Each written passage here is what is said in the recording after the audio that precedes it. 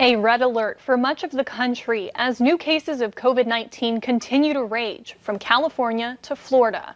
It was only a few weeks ago America broke records with 40,000 cases a day. Now we're quickly approaching double that. Sam Brock reports.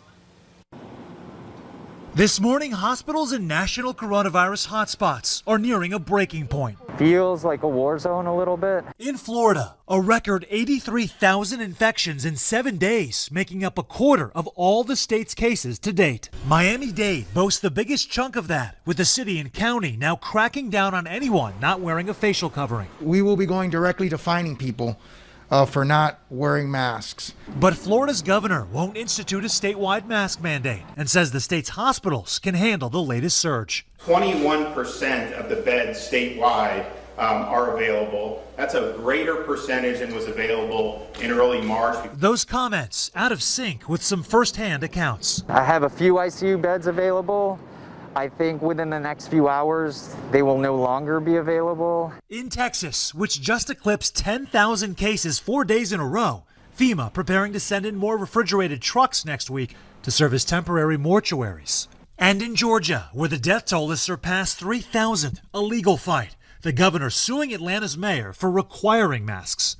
I'm confident that Georgians don't need a mandate to do the right thing. Mayor Keisha Lance Bottoms fighting back. This lawsuit was filed personally against me and members of the city council the day after Donald Trump was in our city. Dr. Anthony Fauci also weighing in on the battle. Put everything else aside and uniformly do the right thing. 27 states and the District of Columbia now require masks outside of the home, with many of America's largest corporations, a list now including Home Depot and Lowe's, mandating them in their stores. The push for masks now moving to schools. California's governor laying out how classrooms can come back in the fall. Wear a mask, physically distance, wash your hands. Education leaders across the country announcing they plan to start their school years online as COVID threatens families and continues to take lives.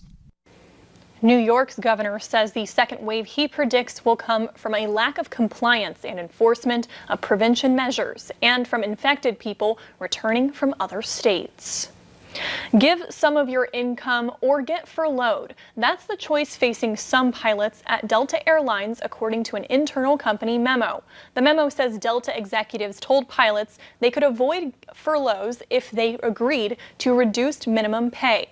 Delta is still struggling due to a dramatic decline in travel demand caused by the coronavirus pandemic. The airline is trying to make deeper cuts, and more than 17,000 employees are taking voluntary departure packages. Up next, the list of places requiring masks continues to grow. What changes you can expect to see if you stay in a hotel.